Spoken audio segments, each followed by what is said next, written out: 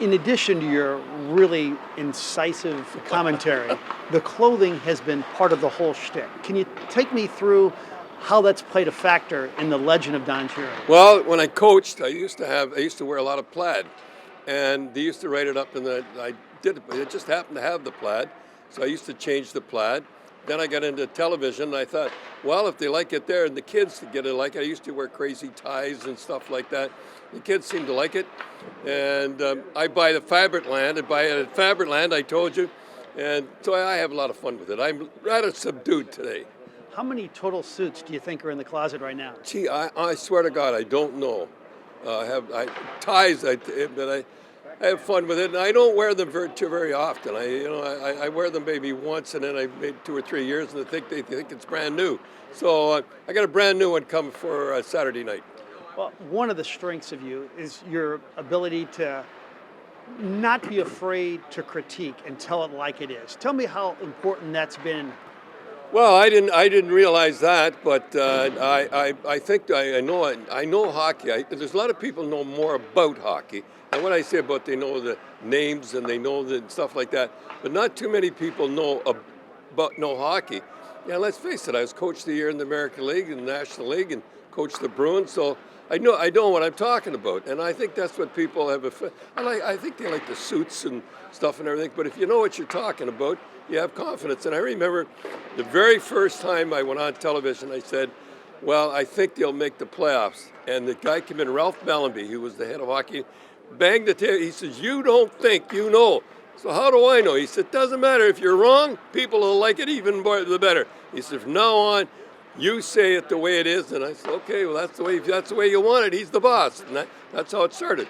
Are you shocked that it's gotten this big, that you've become this big? I would never. I was a minor leaguer all my life. I was lucky to coach the Bruins. I got into this by accident, and I remember the first two. I was terrible, and funny. I saw a clip I did when I was with the Boston Bruins and coaching. I didn't care. I had another job.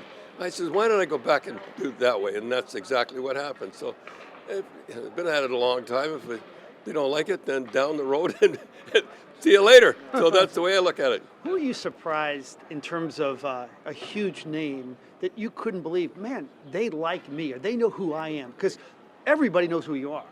Give me a couple names. It was funny. There was Nivia. I don't know how to pronounce his name. He played in in Finland and had a long time. I didn't know him. A lot of people come up to me and I don't know them. I really don't. Like John Ferguson, I didn't know John Ferguson Jr. and Dennis Bondi just come up and said hello. I don't remember the names in that too often. But everybody knows you. And I just can't believe it happening. I've only got a couple more years to go, and but I have a lot of fun at it. Once it stops becoming fun, then I get it. Then I'll say Saranoia. You're a former coach. If you're Craig Berube, what do you try to accomplish in Game 2? My big thing is that, everybody has something going, is not to have the defenseman stick the sticks out as the other team shoots. And the big goal last night, I went off and that there. But I think they played very good. If they get that third goal last night, they win the game. And they had that 2-0.